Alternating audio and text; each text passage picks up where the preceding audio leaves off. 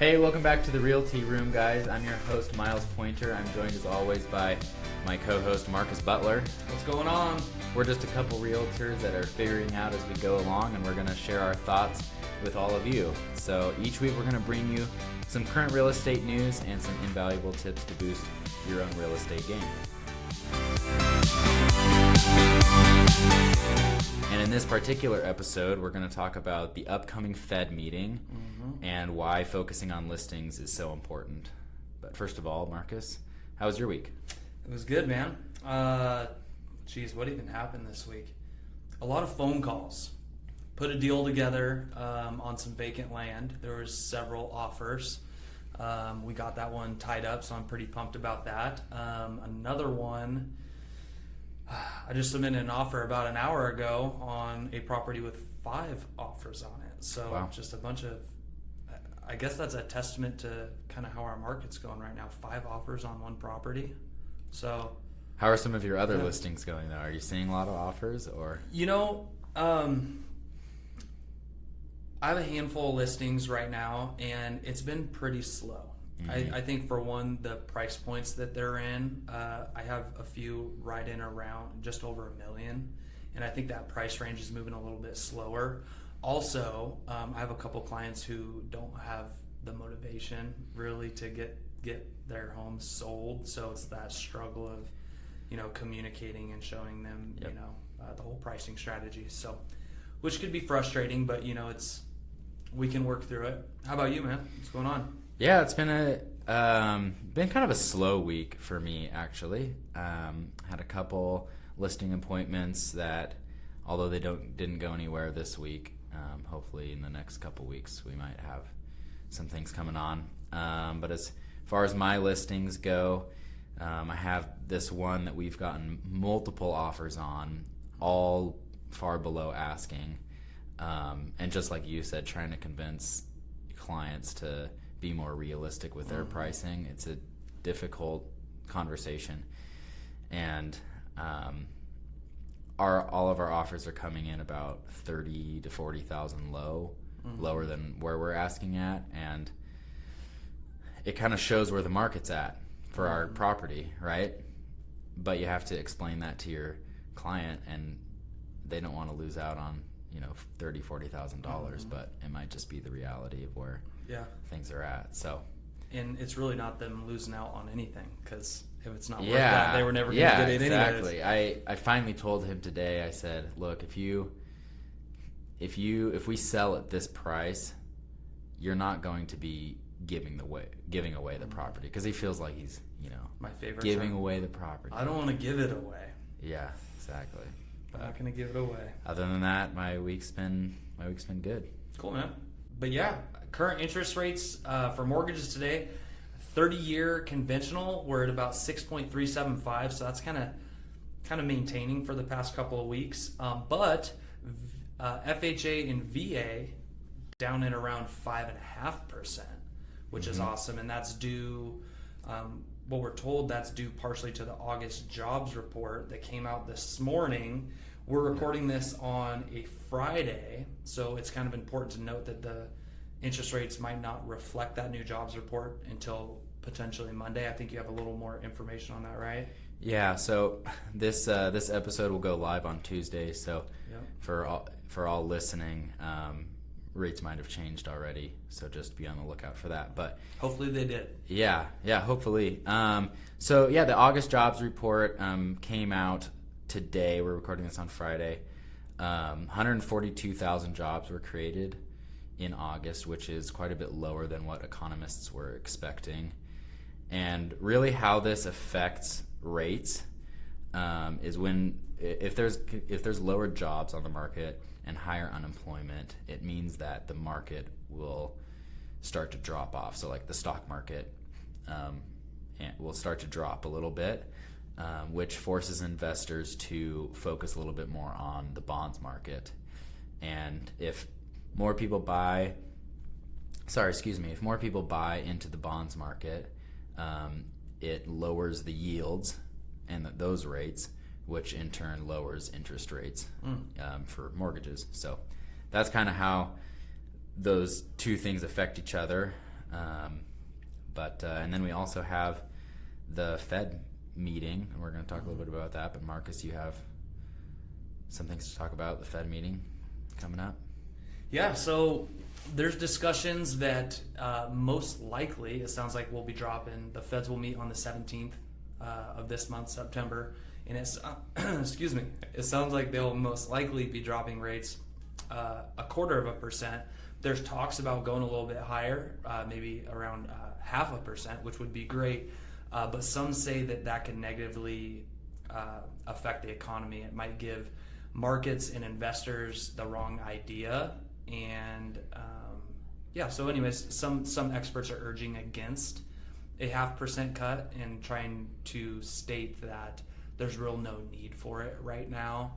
I guess time will tell. Here in 2 weeks or less than 2 weeks, we'll have our answer.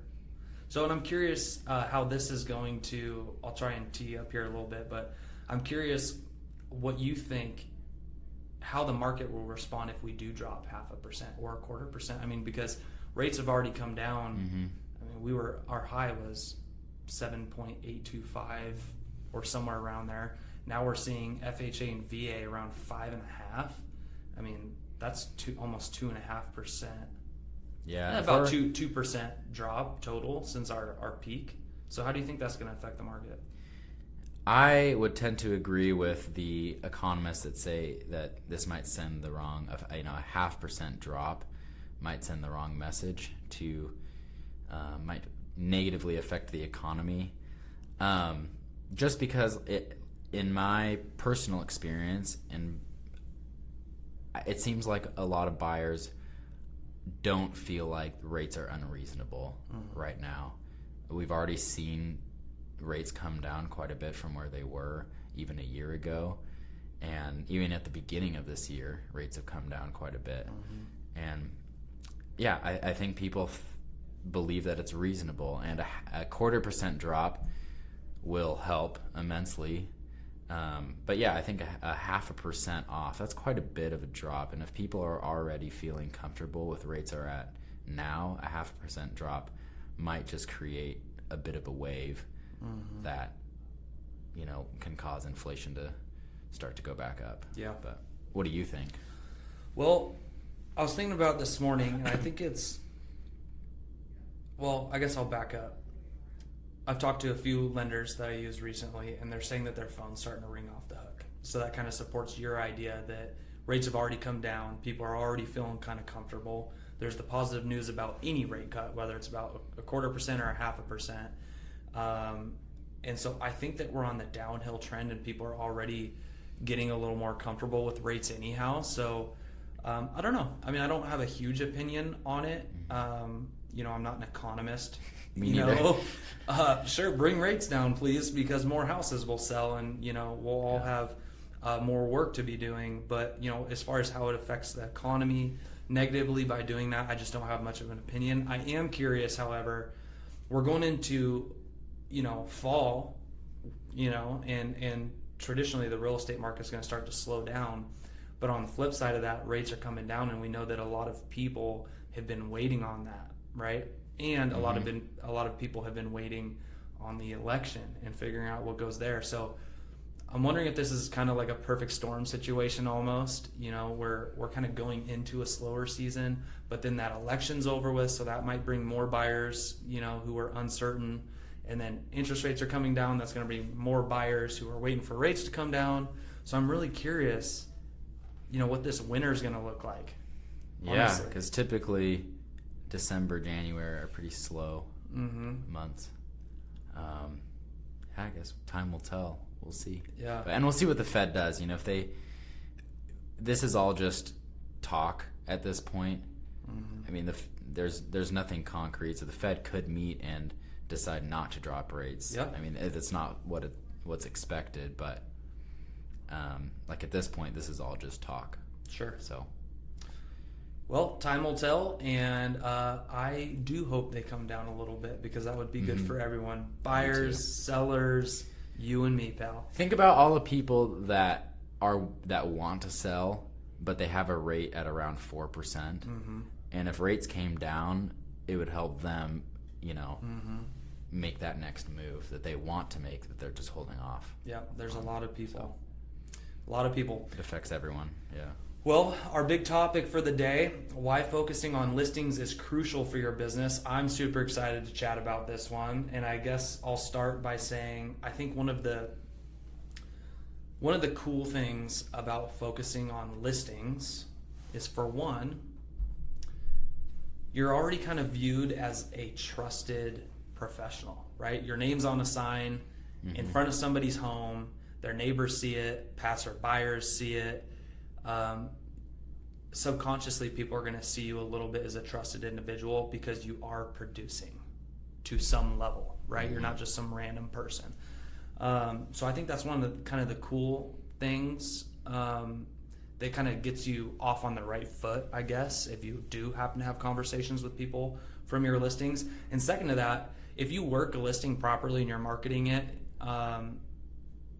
they say that you should bring in one buyer for every listing, right? So if you get a listing, statistically, you should be getting at least one buyer from that listing, whether it be a sign call, a friend of or a neighbor of that listing, whatever. So yeah, focus on listings. What's your initial thought?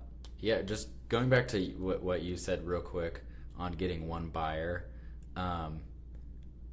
I have seen that maybe you get one buyer, but you get multiple contacts. Yeah. So maybe you get one buyer for this year. Yep. But you get multiple contacts for maybe the next couple years. That's what I've seen. Yeah. So. I'll share a quick example because this is probably the most lucrative listing I've had. And it was funny. It was an up call, and I was super busy that day. So someone called our office randomly, and I was here, and I was asked if I could take a phone call. So I took a call, and it was this really nice lady, and she had her piece of property listed for a few months, and she was like, "Hey, I'm just ready for a change. We didn't get much activity on my listing. I wanted to talk to somebody about listing it with a different agency." Well, she's talking to me.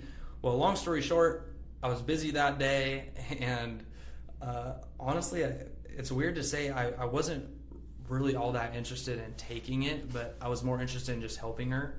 I was like, it's not a very expensive listing or whatever, and I don't want to act like I'm above that by any means. It was just one of those ones where I wasn't super excited about, but I decided to take it.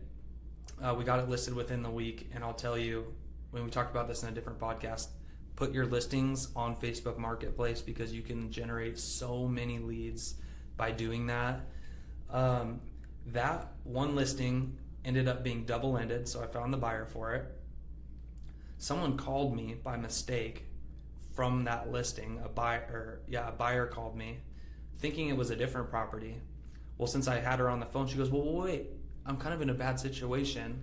I'm going to cancel my listing with another agent, and I need someone to relist it. I ended up listing her house for $1.2 million. Well, she didn't have a road maintenance agreement in, so I had to contact her neighbor to put in a road maintenance agreement. He wants me to list his house, and he has 41-acre lots, like a 1-minute drive from the lake in the area, one of the big lakes in the area. So it's just listings. I mean, what else more do I need to say? That $149,000 listing could turn into millions in volume. Yeah. Right? Think about the chain reaction that you just saw with that. I know. And what is the chain reaction that you get working with a buyer? Right? If you think about that, your buyer, he buys a house. Realistically, the most realistic chain reaction off of that is that their parents they know you, and so that their parents want to sell their house, or you do a really good job. You get a referral out of it. You get a referral, but that's just real estate. Yeah, exactly. It's like there's no chain reaction. And even with listings, like they're gonna move somewhere, right? I mean, you're helping them sell their house, right? They're gonna move somewhere, either away or locally. And if they move locally, you can help them buy a house. If they move away, you can hopefully refer them to an agent wherever they're moving to. Like, it's an automatic extra transaction. It is. Right. I mean, right off the bat. Yeah. So. And I mean, obviously, I loved this little chain reaction. I mean, I was kind of mind boggled. I was telling someone else today, I'm like, I was skeptical of taking that listing, but it worked out. Yeah. Well, one thing that came to mind for me, why focusing on listings is so important is we've been talking, about the NAR lawsuit and the changes that came around August 17th, and we don't really know how it's going to play out over the next year, but we do get a feel. I mean, I've definitely got a feeling like it favors listing agents, right? Because over the next year or two, if buyers have to, start paying their own compensation, they might turn towards listing agent. We just don't really know what's going to happen. Calling a listing agent directly. Yeah, I'm sure it's going to be more likely to happen. Yeah, I'm pretty sure we can all assume. Yeah, we don't really know how it's going to play out, but having listings is a more concrete way of getting compensation, right? It's a more secure way of getting compensation. So that was kind of my one thought. I did have one other thought, and it just comes down to your time and how you want to spend your time. And I don't know about you, Marcus, but I feel like for me, I can handle probably 5 buyers at a time, like effectively handle 5 buyers at a time. If I have any more than that, I'm not giving people certain, the time of the day that they deserve, right? But how many listings do you think you can have at once? Yeah, I've heard this referenced in a book before, and I think they said like 5 to 7 buyers max. But on the list side, you can do over 20. Yeah. Which, honestly, having 20 listings kind of scares me a little bit. Yeah. What do you think? Yeah, I would say, 10 to 20 listings comfortably. How many listings do you have right now?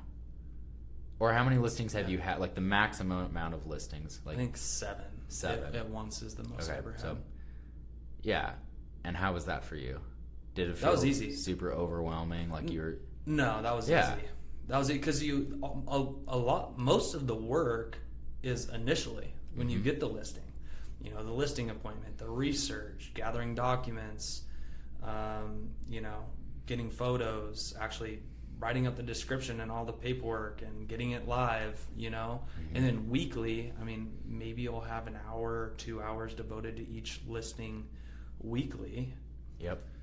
Doing your various, on average, doing your various marketing things, but it's all front loaded, all your time, and those happen at different times, It's not like you have, at least not me, 6-7 listings go live in a week, they're spread out. So yeah, but 7 listings was no big deal at all. Yeah. So even just focusing on listings instead of buyers, you can have so much more in your pocket. In your business. Yeah. With listings than you ever could. Yeah. With just buyers. It's a better use of your time. Yeah. And when you have listings, you're also prospecting. Right? Having listings kind of is prospecting in a way. It's promotion. Yeah, you're promoting yourself. You're getting phone. You don't even know it, and you're advertising yourself. Have listings in your phone will ring, and you'll pick up buyers without a doubt. Yeah, better use of your time. That's a super good point. And I think it's funny because we each brainstormed on our own about this topic, and that's why I love the collaboration. I came up with my own thoughts, and yours were completely different, but great points. I'd say, again, we kind of already touched on this, but just having listings, people are driving by, seeing your name. That's name recognition, branding. People will call you based off your signs. People will call you because of your Facebook Marketplace listing. People will call you because they see you on Zillow. It's all around just I think a better option. Yeah.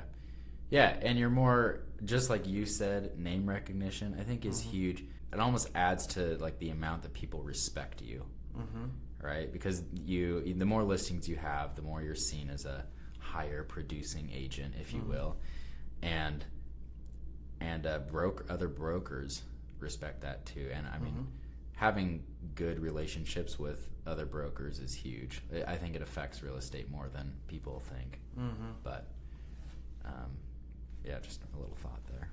Yeah, I think you're right. And, you know, I'll say that I've missed out on at least one really great listing before because I didn't have the production levels, you know, of other people. So, yeah, being able to say that you have the experience, you have a track record of getting the job done is super valuable. Mm-hmm. Okay, I have a question for you, Marcus. Yeah. Oftentimes, new agents say like the hardest thing about getting listings, just like you said, is people want to know how many listings you've sold, how many houses you've sold in the past. So what do you say for people that are struggling getting into getting that ball starting to roll? Yeah. How do you start getting your foot in the door for listings? Mm-hmm. Well, I mean, we kind of talked about this last week, and I think a large part of it is being in the business. That example I gave you earlier was from an up call from our front desk, and I just happened to be here. So I'd say a really big thing is be present in the business, be in the office, make connections, just be an overall friendly person with other individuals in the office because they're more willing to help you. And this is just super basic. This isn't even prospecting, right? This is just how to set yourself up for success realistically. And I think business will just come your way naturally. But on top of that, of course, you're going to need to prospect. You know, for me, what I did, if you don't have business, which I came from an area, and this is just me, you know, personally, I came from out of town. So I didn't have friends. I didn't go to high school and college with people in the area. I moved here and I knew my wife and kids at the time, right? So the only way I really saw to meet people was open houses. And it's like, hey, if I don't have business, I have to go get it, right? So open houses, a little bit, expireds are great. Send letters to expireds. Trust me, over time you'll start to populate those listings. And just be in the business. I mean, there's a million ways, postcards, just what it comes down to though is focus on listings. Get your first listing, right? Yeah. Market it really well. You should get a buyer out of it. You might get another listing out of it, and just keep on pushing and pushing. I don't know. That wasn't the most amazing answer. I mean, there's a million ways to get listings, right? But be present and prospect hard. It's not easy. It's really not. It actually sucks sitting down making a bunch of phone calls to some people who don't want to talk to you. It's a game of chess once they answer the phone. So, but choose what it is that works for you and keep grinding. I mean, for me, it's not like it's overnight. I mean, I probably worked expireds for 6 months to a year. I'm not going to say worked them really hard because I didn't devote that much time to it. But, you know, let's say 6-7 hours a week I was out there prospecting making phone calls and sending letters. And then over time, next thing you know, real estate just happens. Your work's going to pay off and you're going to start getting listings. Yeah, I believe that for newer agents, first of all, learning as much as you can and being as curious as you can helps a lot, because the more that you learn, the more confident you can be going into a listing appointment, right? And another thing is you know, if it's your first listing appointment, any listing appointment, even if you have lots of experience, find out as much as you can about that house, about that neighborhood, about that area as you can. And it'll just, I mean, you'll have more confidence going into your listing appointment. And there will be sellers that will ask you, how many houses have you sold this year, last year? How many listings do you have? There will be people that won't work with you because you're inexperienced and that's it. But there will be people, even if you said, well, honestly, I've helped some buyers out, but this is my first listing, but you come across super confident, super knowledgeable, your chances of getting that listing are pretty good. Mm-hmm. People most often work with the first realtor they meet. I know. So it's crazy. That can work in your favor. Yep. And back to your point about being curious, I think that you don't have to reinvent the wheel. In different markets, there's different things that work, right? And I know one thing that I've really tried to do is when I see success in other real estate agents, I ask them how they get their business. Hey, where do you get most of your business from? And unfortunately some people go, oh, referrals, because I've been in the business 30 years. But sometimes, especially the people who've only been, people who've been in it less than 10 years, let's say, you'll see they send letters or they make phone calls or, they have their certain way of prospecting. Mm-hmm. And there's something out there that will work for you. So grind for a little bit. And once you get that ball rolling, it just starts rolling faster and faster and faster. And I think if you work hard, next thing you know, you could have 5, 10, 15 listings. Yeah. Thanks everyone for tuning in to the Realty Room. We come out with new episodes every Tuesday, so be sure to tune in next week. You can follow me at Real Mark Butler. That's Mark with a C. And you can follow me at Miles Pointer. We'll catch you guys next week. Take care.